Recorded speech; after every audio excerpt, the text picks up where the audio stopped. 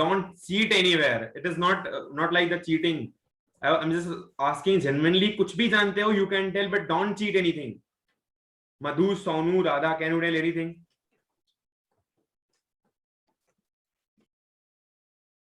Sir मतलब वो sir dissolve हो जाए वाटर में. ठीक है. And what is the weak which acid? contain hydrogen ions. What is the weak acid? Sir आपने वो पढ़ाया नहीं था. which doesn't harm our body or skin. Okay. Write down the classification of acid based on the strength. Classification हम पढ़ रहे थे, तो हमको लिखना है classification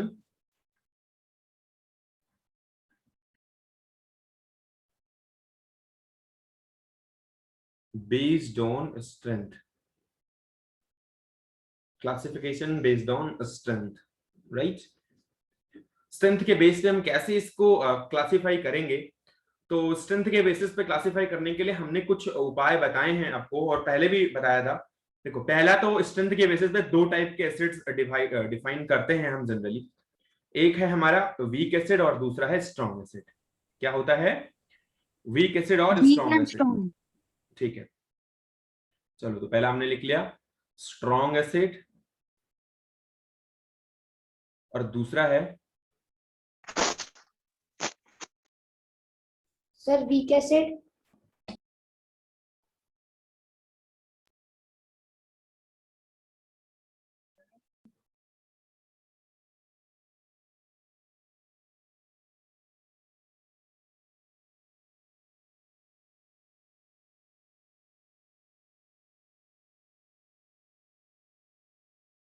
yes. So based on the strength, beta, I was telling you the strong acid. So strong acid के बारे में हम बात करते हैं. पहले तो स्ट्रॉन्ग एसिड क्या होता है? अगर एसिड में कंप्लीट आयनाइजेशन. अच्छा, पहले मान लो कि आयनाइजेशन क्या होता है. पहली बात तो आयोनाइजेशन समझो क्या होता है. आयनाइजेशन का मतलब होता है आयोनाइज हो जाना, यानी कि आयंस में टूट जाना. जैसे मान लो NaCl है या चलो HCl हम बताते हैं. HCl कौन से आयन में टूटेगा बेटा? Can anyone tell? H plus and Cl. H plus और Cl माइनस में. H plus Cl माइनस में टूटेगा. हाँ, H प्लस और Cl माइनस में ये टूटेगा. ठीक है.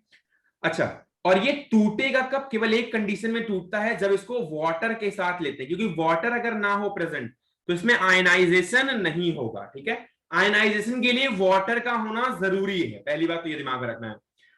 अगर आयनाइजेशन होगा तो कंप्लीट आयनाइजेशन का मतलब होता है पूरा पूरा टूट जाना. मतलब अगर दो मॉलिक्यूल ऑफ HCl लिए गए हैं तो ये दो हाइड्रोजन, दो Cl माइनस पूरे पूरे देने चाहिए, कुछ भी बचना नहीं चाहिए. राइट? कोई दिक्कत? कोई दिक्कत?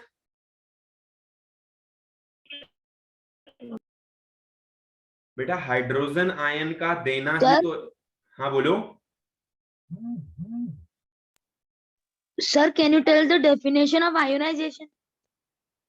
बेटा वही तो बता रहा हूँ, पूरा समझाऊंगा. धीरे धीरे सर रुक जाओ. मीन्स वो दोनों के दोनों पूरे पूरे टूटने चाहिए. हाँ, आयनाइजेशन का मतलब पूरा पूरा टूटना नहीं होता है. बस आयनाइजेशन का मतलब आयनाइज हो जाना, मतलब अपने आयंस में बन जाना. यार, आयंस का बनना ही आयनाइजेशन है. अगर किसी के ऊपर कोई न्यूट्रल चार्ज हो और फिर एकाएक से कोई चार्ज आ जाए, प्लस या नेगेटिव चार्ज, तो इसे बोलते हैं आयनाइज हो चुका है. क्या हो चुका है? आयनाइज हो चुका है. अच्छा, कभी कभी ये आयनाइजेशन कंप्लीटली होता है, कभी कभी ये कम आयनाइजेशन होता है. मतलब कभी कभी पूरा पूरा आयनाइज हो जाएगा, कभी कभी थोड़ा कम आयनाइज होगा. ठीक है. तो अगर ये पूरा पूरा. अच्छा, आपको पता है एसिड का डेफिनेशन हाइड्रोजन के रिस्पेक्ट में पता है आपको कि नहीं? Okay, I am just giving you. पहले लिखो ए सब्सटेंस. पहले इसको नीचे लिखना, बाद में यहां से शुरू करना. पहले इसको लिखना, ये बाद में लिख लेना इसको. A substance that can donate H plus ion in the aqueous solution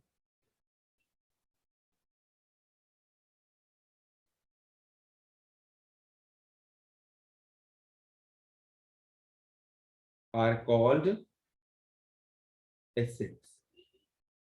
ठीक है बेटा, ये बता देना सर मीनिंग क्या होता है? सर नीचे वाली लाइन क्या लिखी है सर एक्वस आपने? सॉल्यूशन का The मतलब last होता line. है, एक्वस सॉल्यूशन का मतलब होता है वाटर के साथ मिलने के बाद। एक्वस का हिंदी होता है जलीय होना। बेटा प्लीज म्यूट और माइक। सबसे सबसे बेवकूफ टाइप की क्लास क्लास 7 है यार, पता नहीं कैसे पढ़ने आ जाते हो यार तुम लोग। Sir, what is written in the last line?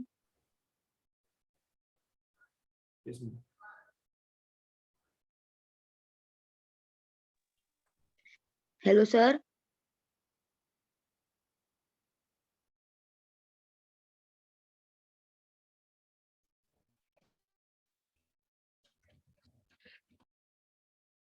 Sir, it is muted. I think he was on call. नैवेद्य, Yes. लास्ट लाइन में क्या लिखा है? The aqueous solution are called acid. Thank you. बेटा एक्वस सॉल्यूशन का मतलब होता है जलीय होना। यार जलीय का मतलब जल के साथ मिला हुआ होना, वाटर के साथ मिला हुआ होना। मेरी बात समझ में आया? वाटर के साथ अगर मान लो शुगर का सोल्यूशन ले लो, जो हमारा शरबत होता है वो एक्वस सोल्यूशन होता है, क्योंकि उसको हम वाटर के साथ डिसॉल्व करते हैं। या फिर हम कोई भी सोल्यूशन ऐसा बनाएं जिसमें वाटर में युक्त हो ना, तो उसे हम कहते हैं एक्वस सोल्यूशन। मेरी बात समझ में आई या नहीं? Sir, laminoid. सर क्या होता है एक्वन? Sir, laminoid can Your voice is not coming proper. Sir, your voice is not coming proper. बेटा एक्वस सोल्यूशन का मतलब होता है वाटर के साथ मिला हुआ होना। मतलब कोई सोल्यूशन अगर वाटर में युक्त मिला हुआ है या कोई सोल्यूशन वाटर के साथ बनाया गया है तो उसे बोलते हैं एक्वस सोल्यूशन। कोई प्रॉब्लम? और सर आपने नीचे हिंदी में क्या लिखा है? जलीय होना। यार जल के साथ, जल नहीं जानते क्या तुम? Okay sir. अगर मैं हिंदी लिख दूं फिर भी नहीं समझ पाओगे, मैं क्या करूं यार? अब नहीं लिखूं तो वैसा समझ नहीं आ रहा तुमको। एक्वस सोल्यूशन का मतलब जलीय होना, मतलब जल के साथ मिला हुआ होना, वाटर के साथ मिला हुआ होना, उसे कहते हैं एक्वस सोल्यूशन। अगर कोई सोल्यूशन वाटर की प्रेजेंट बनाया जाए तो उसे बोलते हैं एक्वस सोल्यूशन। मेरी बात समझ में आई? यस सर, आ गई। तो एसिड की जब हम प्रॉपर्टी निकालते हैं तो a substance that can donate H+ ion in the aqueous solution are called the acids. बेटा Krishna Agarwal, what is your problem? You are raising your hand यार। I want to ask a doubt. Yes बेटा बोलो।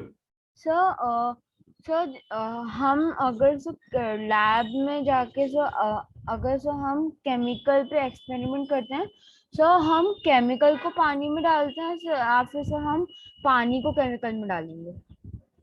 क्या मतलब? Sir, water to chemical ना? क्या बोल रहे हो? केमिकल को पानी में डालते हैं?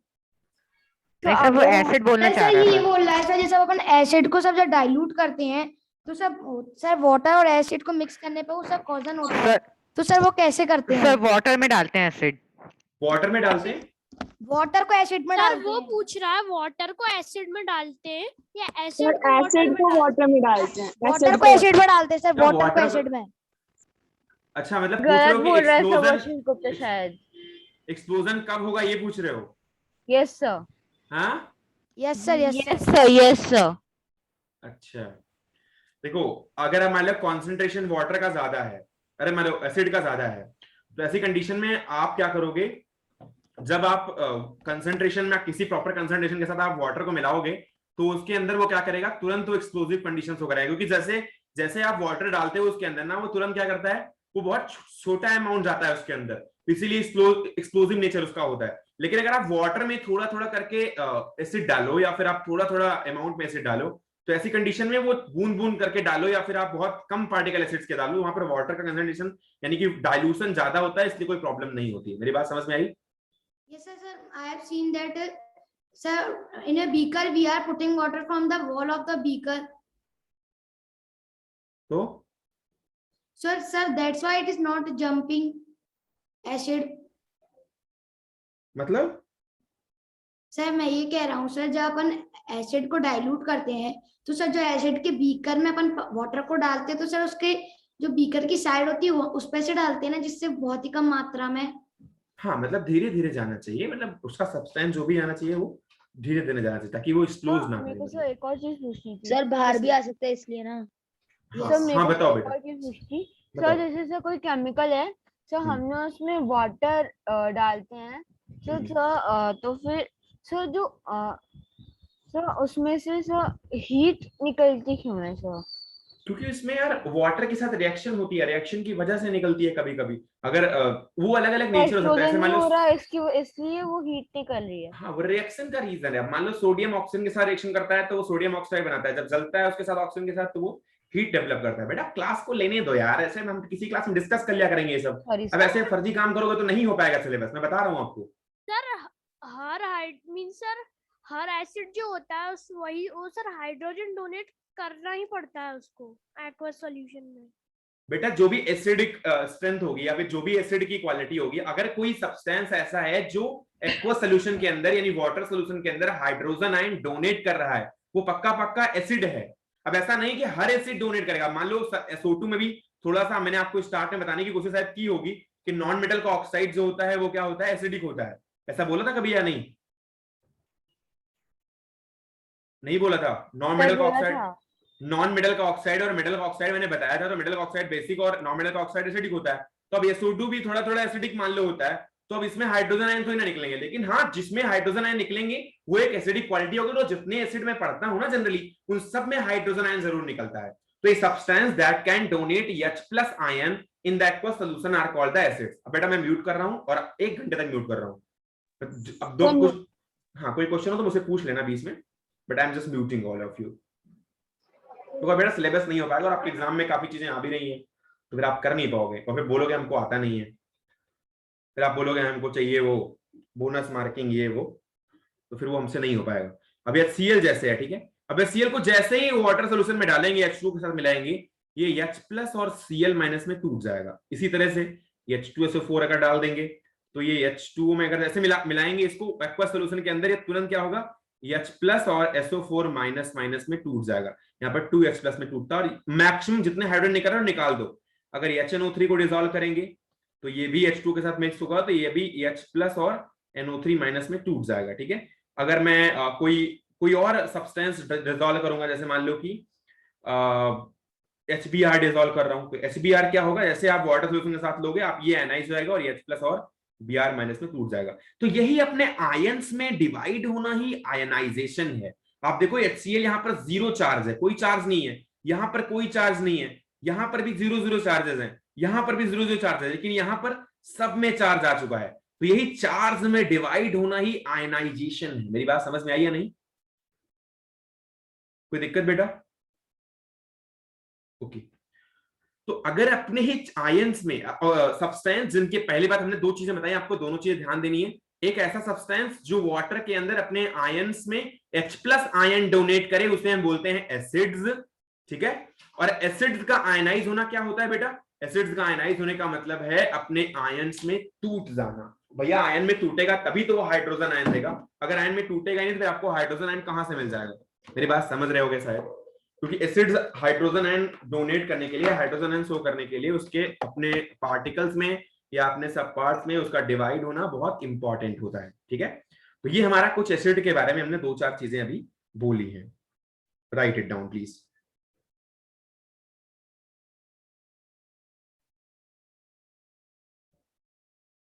बेटा हर 1 सेकंड में अगर आप रेज हैंड करोगे ना, मैं नहीं बढ़ा सकता और नहीं पढ़ा सकता तुम्हें यार मैं। अगर 15 मिनट बैठ के तुम यार, सबसे घटिया टाइप की क्लास 7 है, पता है। क्लास 6 के बच्चे हैं, वो शांति से बैठे होते हैं, उनको समझ में आती है चीजें, बाद में उनको बताता हूं, उनको फिर से समझ में आती है, जो नहीं आता फिर पूछ लेते हैं। और यहाँ पे हर 2 मिनट में रेज हैंड करते हो।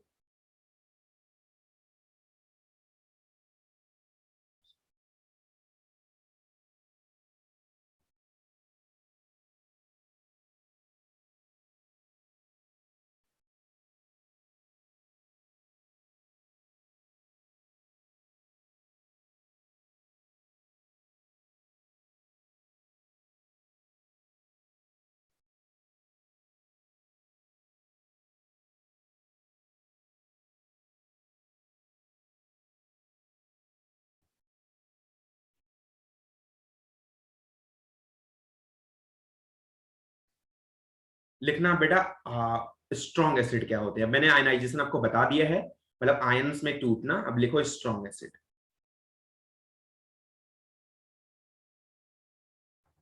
स्ट्रॉन्ग एसिड्स क्या होते हैं?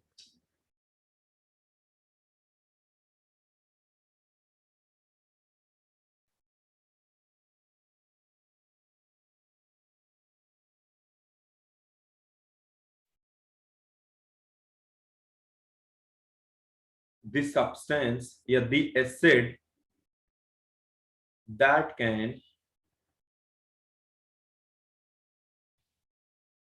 completely ionized मतलब पूरा पूरा आयंस में टूट जाना, that will completely ionized in the water solvent या water solution is called strong acid. Acids जो पूरे पूरे टूट जाएं अपने आयंस में, उन्हें कहते हैं स्ट्रॉन्ग एसिड्स। और हाइड्रोजन में तो टूटेगा ही टूटेगा, क्योंकि हाइड्रोजन ऑब्वियसली हर किसी एसिड के पास, हर किसी स्ट्रॉन्ग एसिड के पास प्रेजेंट होता है, तो हाइड्रोजन ऑब्वियसली वहां पर होगा ही होगा। ठीक है, अच्छा जैसे अब HCl है, HCl में ये H plus plus Cl minus में टूट जाएगा। HBr है तो H प्लस और Br माइनस में टूट जाएगा। HNO3 है, H प्लस और NO3 माइनस में टूट जाएगा। तो ये डिफरेंट टाइप के आयंस में, मतलब जितने भी एसिड्स होंगे वो अपने आयंस में टूट जाएंगे, ब्रेक हो जाएंगे, राइट। तो यही जो ब्रेक होना है, पूरा पूरा ब्रेक होता है यहाँ पर पूरा पूरा हाइड्रोजन और पूरा पूरा क्लोरीन में ब्रेक हो जाता है, इसीलिए इसको हम बोलते हैं क्या, स्ट्रॉन्ग एसिड बोलते हैं, तो पूरा पूरा आयनाइज हो जाएगी। ठीक है, अच्छा अब बात करते हैं वीक एसिड के बारे में। और ये सभी वाटर के प्रेजेंट में होता है, वाटर मैंने लिखा नहीं है, लेकिन यहाँ पर वाटर की प्रेजेंट में ही ये आयनाइजेशन होता है। ठीक है, अब लिखते हैं वीक एसिड के बारे में।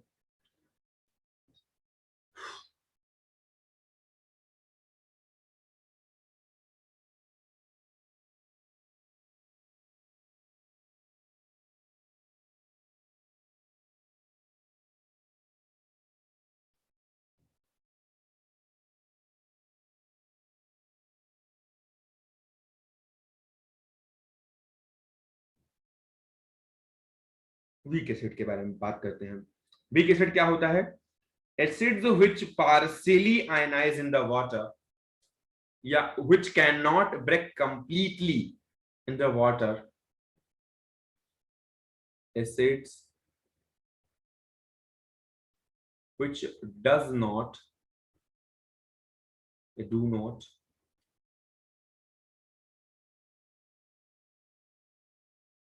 completely ionized in the water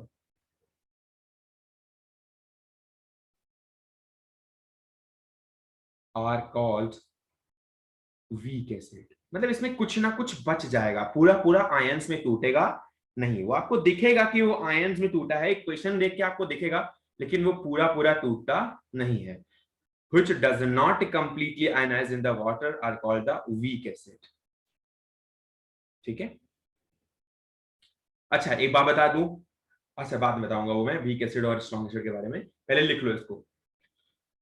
जैसे हमारे पास CH3COOH है, इसको बोलते हैं एसिटिक एसिड। जब ये पूरा टूट जाएगा तब तो ये स्ट्रॉन्ग एसिड की तरह बिहेव करेगा, लेकिन ये पूरा टूटता नहीं है। ये CH3COO माइनस और H प्लस में पार्शियल आयनाइजेशन होता है, या पार्शियल आयनाइजेशन, पार्शियल का मतलब बहुत कम टूटना, बहुत कम पार्ट इसका आयनाइज होता है, इसको बोलते हैं पार्शियल आयनाइजेशन, राइट। जब पूरा पूरा ना टूटे तो इसको बोलते हैं पार्शियल आयनाइजेशन, और जब पूरा पूरा टूट जाए तो उसको बोलते हैं complete ionization.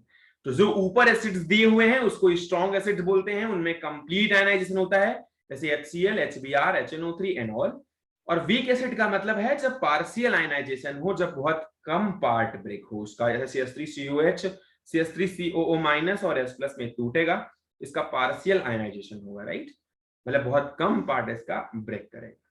I don't think कोई प्रॉब्लम यहां तक होनी चाहिए।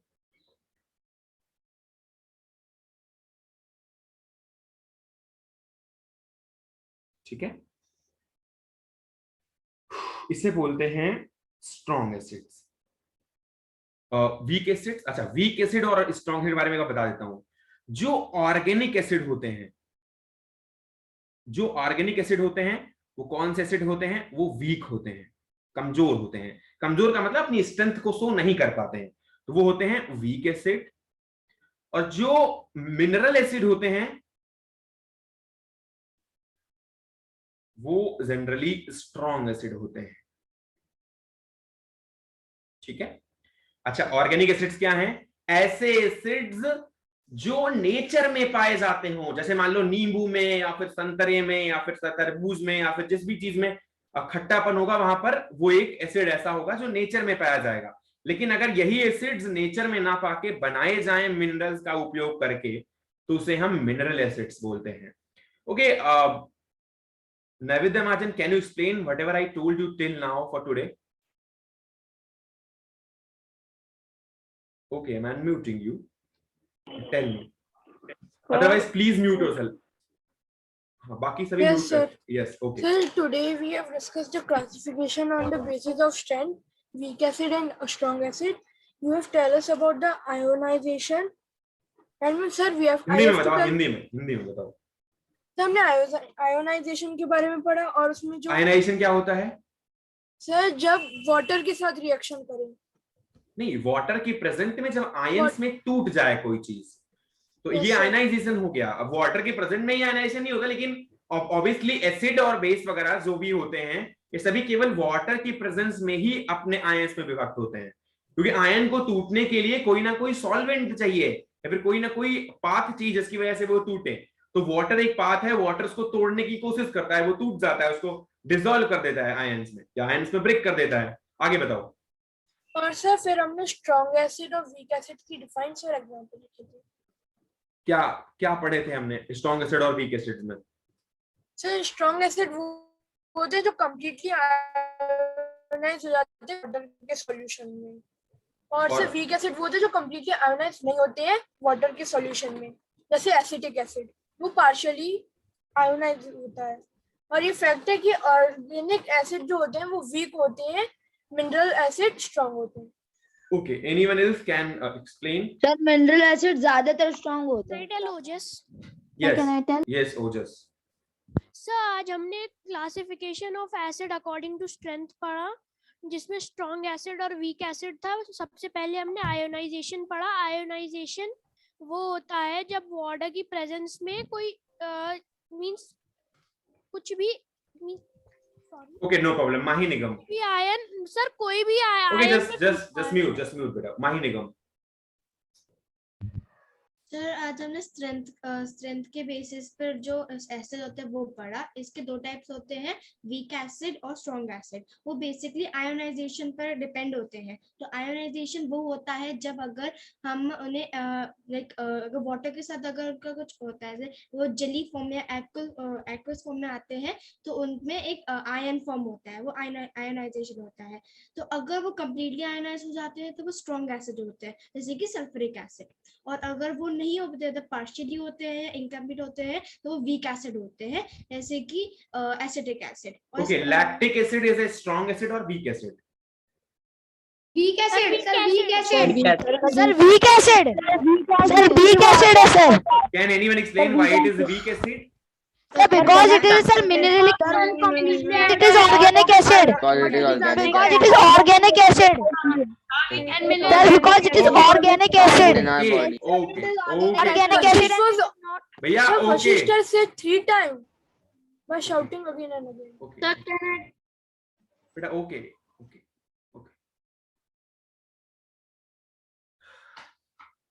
ये हमारा based on consent, based on classification जो हमारा था, ये बेस्ड ऑन स्ट्रेंथ था, एक यार मजबूती और कमजोरी। प्लीज म्यूट योरसेल्फ यार, प्लीज यार, जबरदस्ती की बात मत करो यार, बाहर कर दूंगा, 10 दिन क्लास नहीं दूंगा अंदर। कुछ बता रहा हूं, जबरदस्ती की बात मत किया करो।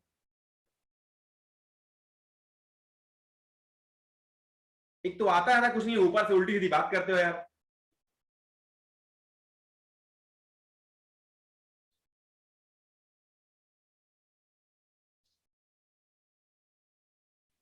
मैंने classification based on the strength पढ़ा। किसी भी चीज के बारे में पढ़ेंगे तो या तो वो मजबूत होगी या तो वो कमजोर होगी। अब जैसे ह्यूमन बीइंग है या कोई भी चीज है, मजबूती के साथ भी और कमजोरी के साथ दोनों में आती है। तो अब वैसे इस एसिड की भी अपनी स्ट्रेंथ होती है, कोई मजबूत एसिड होता है और कोई कमजोर एसिड होता है। अच्छा, एसिड का अपना लक्षण क्या होता है? एसिड का प्रॉपर्टी वही होता है कि वो जितने ज्यादा हाइड्रोजन आयन को प्रोड्यूस करे, यानी हाइड्रोजन आयन को डोनेट करे, वही है एसिडिक। अच्छा, तो अब अगर ये पार्शियल आयनाइजेशन होगा, तो मेरी बात ध्यान से समझना, अगर ये पार्शियल आयनाइजेशन होगा तो कम हाइड्रोजन आयन आएगा कि नहीं? अगर ये कंप्लीट आयनाइजेशन होगा तो ज्यादा हाइड्रोजन आयन आएगा। हाइड्रोजन आयन का मतलब H+। भैया आयनाइजेशन जितना ज्यादा होगा उतना ही ज्यादा तो H+ बनेगा। सही है, समझ में आई? अब जितना ज्यादा आयनाइजेशन होगा उतना ही ज्यादा हाइड्रोजन प्लस आयन बनेगा, इसका मतलब उतना ही ज्यादा वो स्ट्रॉन्ग एसिड होगा। कोई दिक्कत? और वीक एसिड में अगर कम आयनाइजेशन हो रहा है, मतलब कम टूट रहा है वो, यानी कि उसमें H+ आयन का कंसंट्रेशन, यानी H+ आयन का जो भी मिलना होगा वो कम मिलेगा। मेरी बात समझ में आई या नहीं? Can anyone explain? Sir, can you explain again? हाँ जी, माही निगम, यस। सर आपने ये बताया कि आयोनाइजेशन अगर कंप्लीट होता है तो ज्यादा क्या H आयन बनेंगे, मतलब वो ज्यादा स्ट्रॉन्ग होगा, और अगर वो पार्शियली होगा, इनकम्प्लीट होगा, तो कम H+ आयन बनेंगे और इसलिए वो वीक होगा। अच्छा, H+ की बात मैं क्यों कर रहा हूं? क्योंकि वो बेसिकली वही मतलब जो स्ट्रेंथ होता है वो, क्योंकि आयोनाइजेशन होता है जिसमें हाइड्रोजन का आखिर में निकलता है। बेटा हाइड्रोजन ही एक ऐसा एलिमेंट है, हाइड्रोजन ही एक ऐसी चीज है जिससे हम एसिड का पता लगाते हैं कि वो एसिड है या नहीं है। इसीलिए मैं हाइड्रोजन की बात बार बार कर रहा हूं कि हाइड्रोजन ज्यादा निकले तो स्ट्रॉन्ग एसिड, हाइड्रोजन कम निकले तो weak acid. Krishna Agrawal, are you getting me? So I was trying to say the answer. क्या? So I was also saying the answer. So are you getting me ना? Is there any problem? Yes sir, okay. तो बेटा देखो, मैं बता रहा हूं, अब HCl है, इसमें पूरा H+ निकलता है और Cl निकलता है। ये देखने में बेटा नहीं समझ पाओगे देखने में क्या निकला क्या नहीं, लेकिन ये केमिकल प्रॉपर्टीज हैं और आपको ये पढ़ के रखना पड़ेगा। अब CH3COH है, ये टूटेगा तो H+ और CH3CO- में टूटेगा। ठीक है, अब यहां पर जो H+ होगा वो कम आएगा और यहां पर H+ ज्यादा आएगा, इसीलिए कहते हैं कि ये स्ट्रॉन्ग है और ये क्या है, वीक है। अर्नव चतुर्वेदी क्या हुआ? अरे वो उसका बेचारे का म्यूट ही नहीं हो रहा।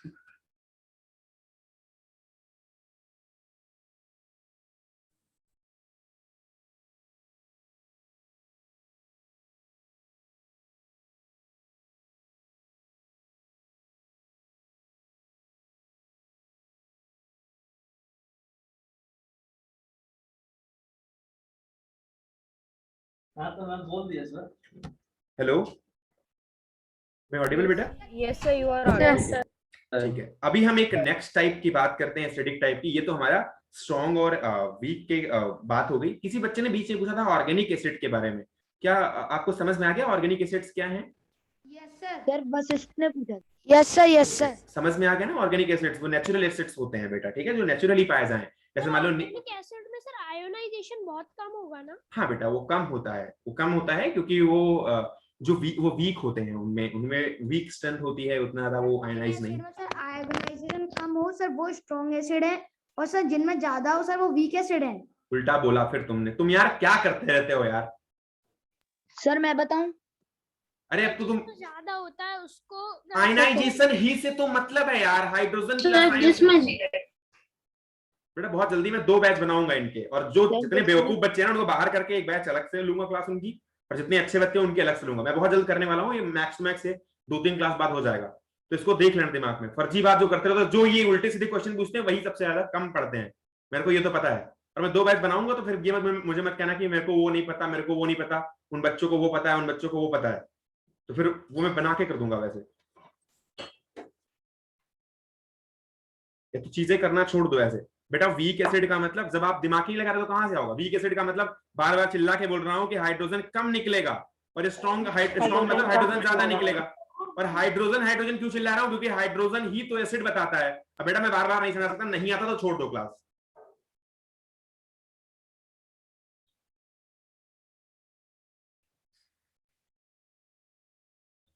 क्लासिफिकेशन अगला लिखना, classification based on the concentration.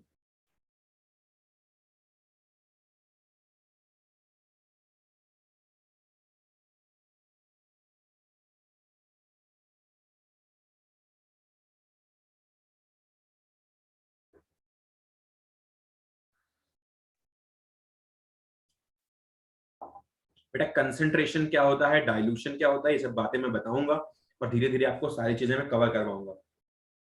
पहली बात तो समझो कि सोल्यूट सॉल्वेंट क्या है, पहली ये बात दिमाग में रखो।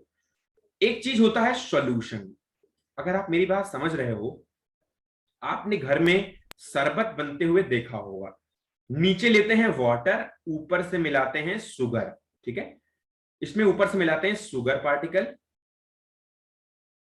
और इसमें बनाते हैं एक शुगर को मिलाते हैं और पानी में और इसको घोल देते हैं, तो ये कुछ ऐसे बन करके आ जाता है शरबत, ठीक है। इस चीज को बोलते हैं सॉल्यूशन, ठीक है बेटा। शुगर जो बन करके आता है, जो डिसॉल्व होने के बाद जो बन गया है, इसको बोलते हैं सॉल्यूशन। मेरी बात आई थिंक सबको समझ में आई होगी। जिसमें डिसॉल्व करना है या जो लिक्विड है जिसमें जिसकी मात्रा ज्यादा है। अब शरबत बनाते समय पानी की मात्रा ज्यादा होती है कि शुगर की? पानी की ज्यादा होती है ना बेटा? Yes sir. जिसकी मात्रा ज्यादा है उसे बोलते हैं सॉल्वेंट और जिसकी मात्रा कम है उसे बोलते हैं सॉल्यूट। कोई दिक्कत किसी को इन तीनों? हाँ बेटा बताओ। No sir, no sir. Sir water एक यूनिवर्सल सॉल्वेंट है ना सर? हाँ जी, वो यूनिवर्सल सॉल्वेंट है। Okay sir. यूनिवर्सल सॉल्वेंट इसलिए क्योंकि बाकी सॉल्वेंट से ज्यादा वो बढ़िया सॉल्वेंट है, इसीलिए उसको यूनिवर्सल सॉल्वेंट ट्रीट किया जाता है। इसका मतलब ये नहीं कि कोई वो स्पेसिफिक प्रॉपर्टी देगा। सर मेरे को एक क्वेश्चन पूछना है सर। बाद में पूछ लेना बेटा, जब खत्म हो जाएगा सब तो पूछ लेना, मेरे को कॉल कर लेना, जबरदस्ती बीच में नहीं। Classification based on the concentration. हमने इसमें 3 टाइप की चीजों की बात की है, एक सॉल्यूशन, एक सॉल्वेंट, एक solute. Can anyone explain what is solute, what is solvent and what is solution? या साफ सब sir can I tell? Sir Hindi में बताना है ना? कैसे? सर सॉल्यूशन इज, सर जो सॉल्यूशन होता है सर वो होता है सॉल्वेंट और सॉल्यूट का मिक्सचर। और सर जो सॉल्वेंट होता है जो ज्यादा मात्रा में होता है सर वो होता है सॉल्वेंट, जिसके अंदर हम कोई चीज मिलाने वाले हैं सर, वो चीज। और सर जो चीज हम मिला रहे हैं सर वो होता है सॉल्यूट। ठीक है, एक बात मुझे बताओ, मैं जिससे पूछूंगा वही बताएगा।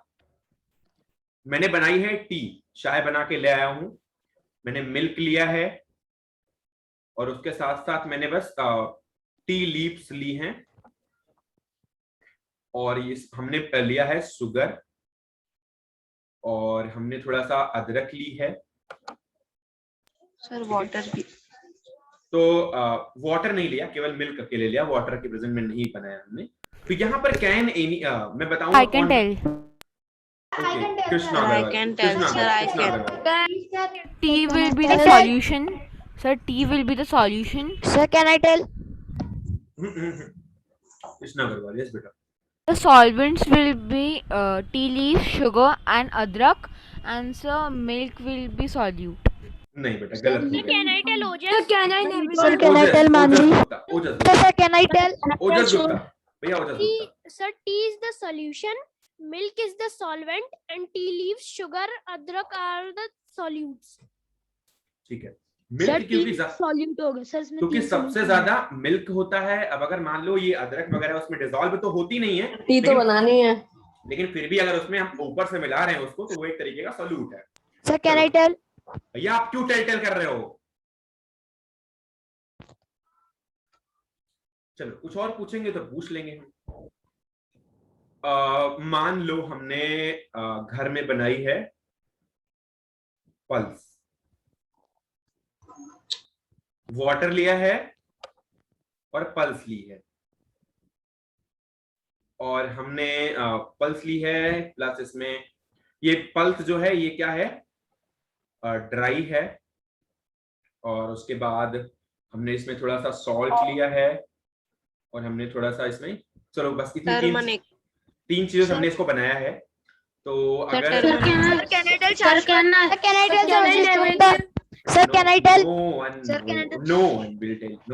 मैं पूछूंगा जो बता देगा, ठीक है। जिसको बाहर जाना है वो बाहर जा सकता है। वाटर प्लस पल्स ड्राई और सॉल्ट लिया है, हमने बनाया है एक सोल्यूशन, और जो है दाल हमारी पकी हुई, ठीक है।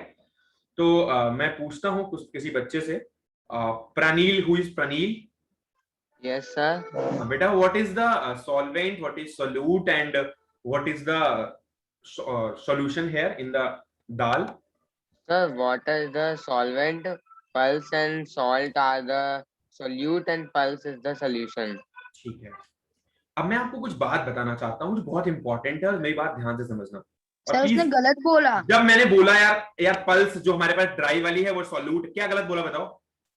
सर दाल होगा ना सोल्यूशन, तो दाल भी होगा, तो एक ही होगा ना। दाल सोल्यूशन है, वाटर सॉल्वेंट है, पल्स और जो पल्स ड्राई और सॉल्ट है ये सोल्यूट है। मेरी बात सही है? सर उसने पल्स बोला था सोल्यूशन। तो दाल को इंग्लिश में पल्स बोलते हैं। सर वो पल्स और दाल सेम ही तो। हाँ सर सही है। ठीक है बेटा, ठीक है। अब मैं बोलने लग जाऊं तो प्लीज यार कोई बोलेगा नहीं, बाहर कर दूंगा। अभी अर्नव चतुर्वेदी कॉल कर रहा है बार बार, तो आधे बच्चों को बाहर करूँ, मजाक नहीं कर रहा हूँ। सर वो मीटिंग में नहीं आ पा रहा सर, तो मैं क्या ग्रुप में भी सब मैसेजेस कर रहे हैं। सर आपने उसको निकाल दिया था ना, इसलिए। अब मैं बेटा कुछ नहीं कर सकता अभी तो। चलो ठीक है। तो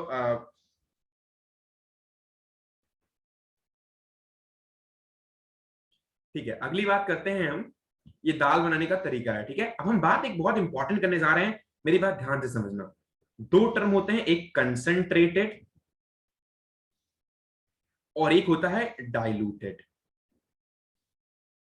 डाइल्यूटेड का मतलब होता है पतला होना। पतला मतलब कोई जैसे मान लो आपको कभी कभी घर में दाल बनती होगी तो पतली रहती होगी, मेरी बात समझ रहे हो ना? यस।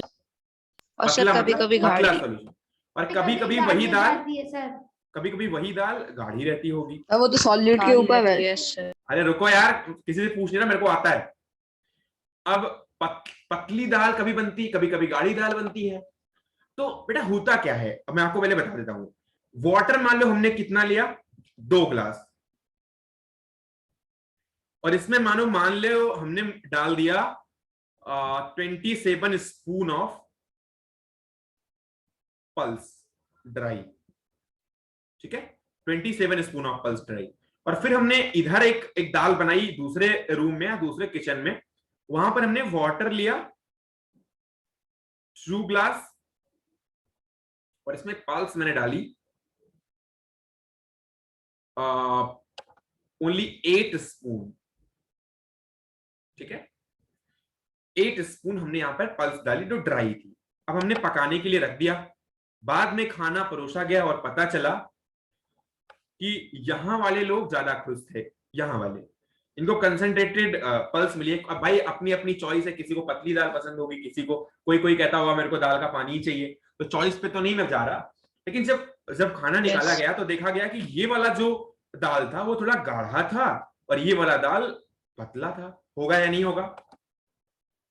यस सर होगा सर। हाँ सर होगा ये वाला स्पून गाढ़ा के हिसाब से सर, ये वाला पतला होगा ना? मेरी बात समझ रहे हो? सर स्पून, सर मेरी स्पून बात के समझ हिसाब रहे से हो या नहीं? हाँ सर समझ रहे हैं। Yes sir. ठीक है, ठीक है।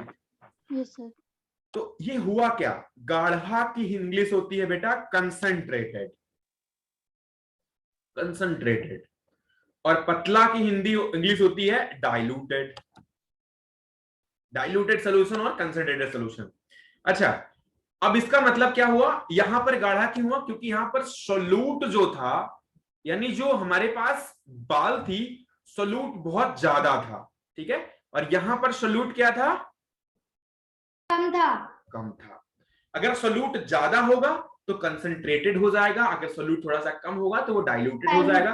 और कंसंट्रेटेड और डाइल्यूटेड एक रिलेटिव टर्म्स हैं, इनको एक दूसरे से रिलेट कर सकते हैं। अब ये कोई नई बात कह सकता कि भैया हमारे पास 29 स्पून वाला कोई पल्स है तो वो हमेशा कंसंट्रेटेड है, नहीं।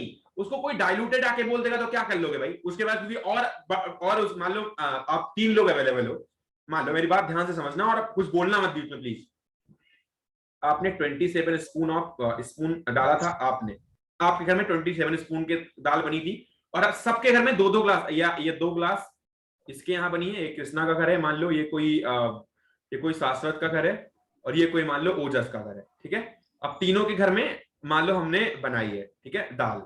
अब हर किसी के घर में 2-2 ग्लास वाटर लिया गया। बेटे बात ध्यान से समझना, कोई बोलेगा नहीं तुरंत बाहर कर दूंगा बेटा। अब 27 स्पून ऑफ कृष्णा के घर में डाली गई, और शाश्वत के घर में 8 स्पून केवल दाल डाली गई। इसके यहाँ दाल कम मतलब पसंद करते हैं या फिर कम दाल खाते हैं लोग, तो मान लो इसके यहाँ 8 स्पून दाल डाली गई 2 ग्लास पानी में, और बोला गया इसको पका दो। अब पकी इसके यहाँ, तो ये आया, बोला कृष्णा बोला कि भाई मेरे यहाँ तो ऐसी दाल बनी है, अब इसमें 27 स्पून ऑफ दाल है, और इसको हमने 2 ग्लास में बनाया, जैसा भी बनाया वो तो मम्मा को पता होगा। लेकिन जब मिल के इसको मिलाना कटोरी में, तो पता चला इसका तो थोड़ा गाढ़ा है, कंसंट्रेटेड है, ठीक है। ऑब्वियसली इसका कंसंट्रेटेड होगा काफी ज्यादा, और भूख भी ज्यादा इसकी मिटेगी क्योंकि ये कंसंट्रेटेड है। अब इसके यहाँ जो दाल बनी उसके पास 8 स्पून ही डाला गया, अब ये थोड़ा सा पतला है, पानी जैसा लग रहा है, तो फिर ये क्या हो गया, डाइल्यूटेड हो गया। मेरी बात समझ में आई या नहीं? Yes sir. हाँ ये हो गया, ध्यान से हाँ, समझो भैया, ध्यान से सुनो पहले पूरी बात। अब ओजस आया, वो बोला भाई मेरे यहाँ ना दूसरी दाल है। अब थोड़ी देर बाद इसके यहाँ का पता लगाया गया, तो पता लगा इसके यहाँ 41 स्पून डाल दिया गया था, और 41 स्पून डाल दिया गया था 2 ही ग्लास के अंदर। 41 स्पून ऑफ दाल डाल दी थी इसके घर वालों ने, और बनाया था कोई दाल। अभी जो दाल बनी, ये वाली दाल और ज्यादा गाढ़ी है। मेरी बात समझ रहे हो नहीं भैया? और ज्यादा गाढ़ी हुई कि नहीं, और ज्यादा कंसंट्रेटेड हुई या नहीं? हाँ सर, ये और कंसंट्रेट हुई। हाँ सर, ये और कंसंट्रेट। तो एक बात बताओ, अगर मान लो कृष्णा और शाश्वत आपस में अगल बगल बैठे हैं, तो कृष्णा क्या बोलेगा इसको कि भैया मेरे यहाँ वाली दाल कंसंट्रेटेड है और तुम्हारे यहाँ वाली दाल डाइल्यूटेड है, ऐसा बोलेगा ना सर? अच्छा, अगर एक बात बताओ, कृष्णा और ओजस बैठे हैं, मान लो, या फिर अभी हाँ कृष्णा और ओजस अगर बैठे हैं मान लो, तो अभी ये क्या बोलेगा कि भैया मेरे यहाँ कंसंट्रेटेड सोल्यूशन बना है, तुम्हारे यहाँ क्या है, डाइल्यूटेड है, बोलेगा सर ओजस बोलेगा सर उसके यहाँ सर कंसंट्रेट है, और सर कृष्णा के यहाँ सर डाइल्यूट है। दोनों का है सब, और ये वाला डाइल्यूटेड है और ये वाला कंसंट्रेटेड है। मैं बताना चाहता हूं कि स्पून कितने भी डाले गए हों, ये एक रिलेटिव टर्म है, बस आप रिलेट करते हो कि कभी डाइल्यूटेड होगा कभी कंसंट्रेटेड होगा। जिसके यहाँ ज्यादा स्पून डाला जाएगा वो कंसंट्रेशन में जो ज्यादा पड़ेगा उसके मार्क्स ज्यादा आ जाएंगे। ये जरूरी नहीं है कि 30 में 25 क्वेश्चन जिसने करे वो टॉपर हो गया, हो सकता है 27 क्वेश्चन को ही कर दे तो 25 वाला फिर वो तो नीचे हो गया, हो सकता है 29 क्वेश्चन को ही कर दे तो वो और टॉपर हो गया। तो भैया जिसके यहाँ जितना ज्यादा होगा वो कंसंट्रेटेड होता चला जाएगा और पीछे वाले को डाइल्यूटेड करता चला जाएगा। ऐसी बात नहीं है कि अगर उसने 29 स्पून ऑफ या 29 स्पून डाल दिए हैं दो ग्लास के अंदर या 2 ग्लास वाटर के अंदर, तो वो अब अपना विजय कर चुका है, जीत चुका है कंसंट्रेशन की जंग। अभी भी उसके पास मान लो कंसंट्रेशन ज्यादा था तो वो रिस्पेक्ट में था। शाश्वत के घर में पतली दाल बनती थी, उसके रिस्पेक्ट में तो ज्यादा था, लेकिन ओजस के घर में 41 स्पून डालते हैं तो वहां के रिस्पेक्ट में वो नहीं हो सकता। Can anyone explain it? Sir कहना है शाश्वत, सर कहना है वेदांत शर्मा विल एक्सप्लेन। सर आपने ये बताया सर, जो सर गाढ़ी चीज होती है सर उसको सर कौन सी क्या था सर? हेलो हाँ मैं सुन रहा हूँ, मैं सुन रहा हूँ। हाँ सर, कंसंट्रेटेड सर जो गाढ़ी चीज होती है सर, जो पतली होती है सर वो डाइल्यूटेड होती है सर। आपने बताया सर जिसके यहाँ पे भी सर जितनी सर ज्यादा स्पून होगी सर किसी भी चीज की तो सर वो ज्यादा कंसंट्रेटेड होगा सर, और सर जिसके यहाँ पे ज्यादा कम होगी सर वो डाइल्यूटेड होगा। अच्छा, कोई और बेटर तरीके से समझता है? अच्छा वो एक बार पहले बता दो, ये वेदांत शर्मा खतरा हटा कि नहीं बेटा? क्या सर? खतरा हटा तुम्हारा? सर नोट्स का नहीं, खतरा तुम्हारा हटा सर? काय का खतरा? चलो बात करते हैं। और ठीक है, कोई और बताएगा? सर कैनेडा शाश्वत, सर कनेशु हाँ शुभ। सर इसमें आपने बताया सर कि जो गाढ़ा होता है सर उसे हम कॉन्सेंट्रेटेड कहते हैं। और सर हम पानी में जितनी ज्यादा वो सॉल्यूट को सॉल्वेंट को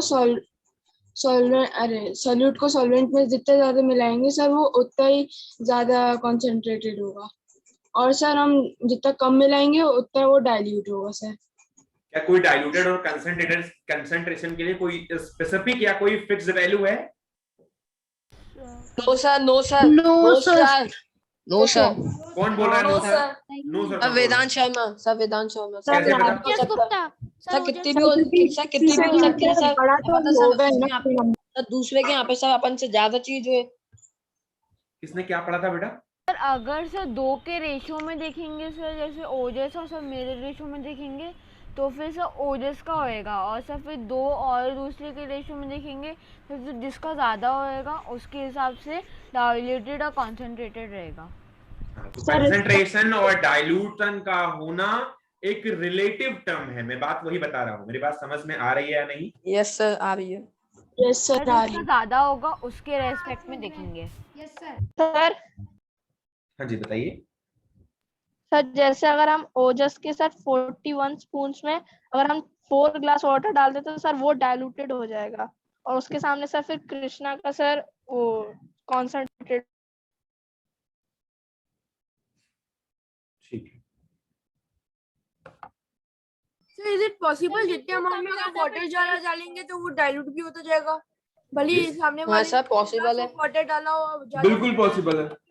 सर उतनी पतली होती जाएगी सर सर दाल अगर तो। वो मेरे में 4 ग्लास ऑफ वाटर डाल दिया तो सर कृष्णा का कॉन्सेंट्रेटेड माना जाएगा और मेरा डाइल्यूटेड। और सर ओजस का ज्यादा क्वांटिटी में होगा सर। ठीक है, अभी बात कर रहे हैं कंसंट्रेटेड सॉल्यूशन के बारे में, या कंसंट्रेटेड एसिड के बारे में एक बार बात कर लेते हैं पहले तो कंसंट्रेटेड एसिड क्या होता है? The acid containing वो very less acid जो amount गाढ़ा of होता water है। is called acid concentrated That is that बेटा I will remove you, next class में रिमूव कर दूंगा, तो प्लीज ध्यान से सुनो मेरी बात। कंसंट्रेटेड एसिड का मतलब होता है, कंसंट्रेटेड एसिड का मतलब होता है बेटा कि अगर एसिड ज्यादा अमाउंट में प्रेजेंट हो वाटर में, मतलब ऐसा नहीं कि वो वाटर से ज्यादा होगा, बस ज्यादा अमाउंट में प्रेजेंट हो। ठीक है, कोई दिक्कत? No sir. No sir, no sir. Sir ये तो बचपन से पढ़ते आ रहे solvent solution. Acid contains solute plus solvent equals to solution. very less amount of water is called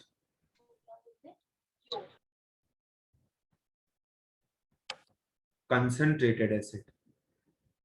ठीक है, अगर बहुत कम एसिड में अगर डिसॉल्व है वाटर तो वो कंसंट्रेटेड एसिड कहलाएगा, जब उसमें वाटर बहुत कम हो तो। ओके सर हम ऐसे ही बोल सकते हैं ना सर, जैसे सॉल्वेंट में जितना सोल्यूट मिक्स करो वो उतना ही कंसंट्रेट होता जाएगा। सब बोल सकते हैं, ठीक है सर ये हम ये भी कर सकते हैं। अरे ये भी वो भी नहीं करना है, जो मैं बता रहा हूँ वो करना है, जबरदस्ती की बात नहीं करनी है। ए बी वो भी मैंने बता दिया, सब चीजें हर चीजें क्लियर कर दी है। मेरे को पता है तुम्हें पता है कि ए बी वो भी, लेकिन नहीं बताना है वो सब चीजें, टाइम लॉस होता है और कुछ होता नहीं है उससे, मैं देख चुका हूँ ए बी वो भी को। तो acid contains very less amount of water is called a concentrated acid, मतलब अगर वाटर की परसेंटेज बहुत कम है उस एसिड के अंदर तो वो कंसंट्रेटेड एसिड कहलाएगा। ठीक है, डाइल्यूटेड एसिड लिखना।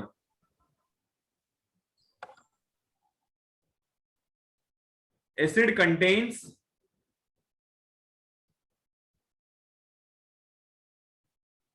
much more amount of water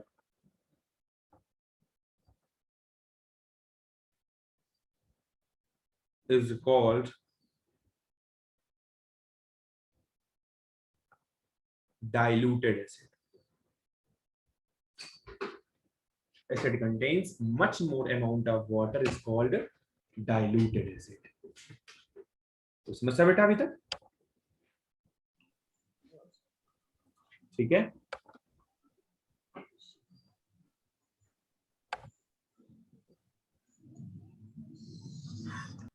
यहां पर एक बहुत इंपॉर्टेंट चीज लिखना, concentrated acid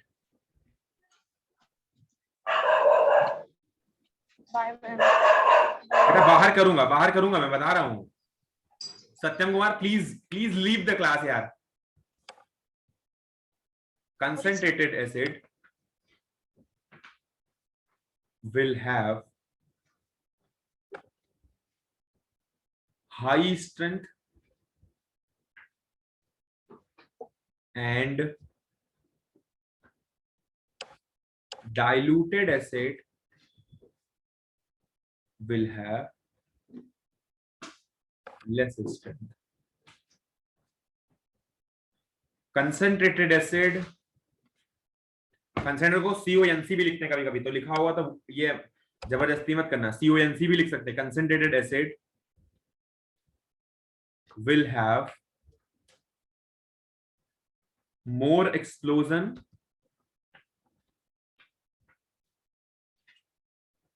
and diluted acid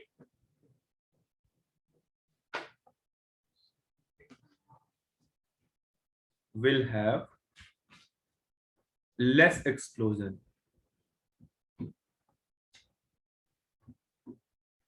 right? एक ज्यादा खतरनाक है और एक कम खतरनाक है। कंसंट्रेशन एसिड भाई चूंकि एसिड के परसेंट, मैं लिख रहा हूँ। जी बताइए।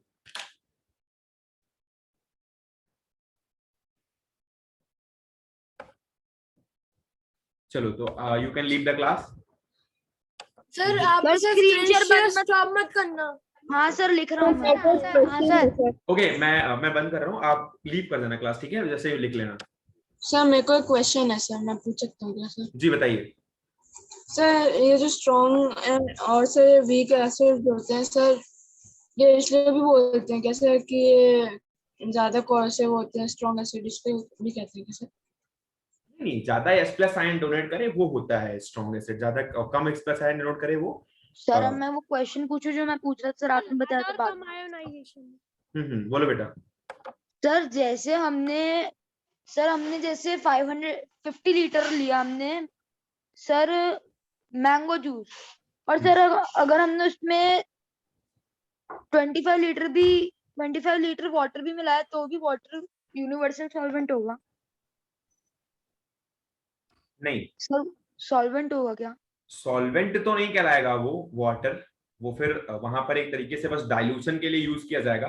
बेटा यूनिवर्सल सॉल्वेंट का मतलब हमेशा जिंदगी भर सॉल्वेंट नहीं कहलाएगा। कहीं कहीं कोई बोलता है इसको, पहले भी क्वेश्चन ये पूछा है कुछ बच्चों ने मुझसे, लेकिन इनफैक्ट हमेशा ऐसा नहीं होता कि आप कितना भी ले लो अमाउंट ऑफ सोल्यूट और फिर आप वाटर थोड़ा सा मिला दो वो यूनिवर्सल सॉल्वेंट इसलिए सॉल्वेंट कहलाएगा।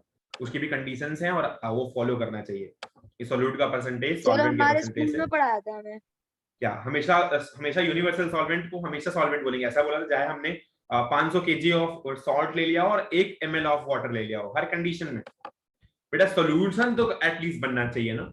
चलो नेक्स्ट क्लास में डिस्कस कर लेंगे अपन यूनिवर्सल सॉल्वेंट एक बार, फिर आगे बढ़ेंगे, ठीक है? इस वीक आपकी क्लास और है।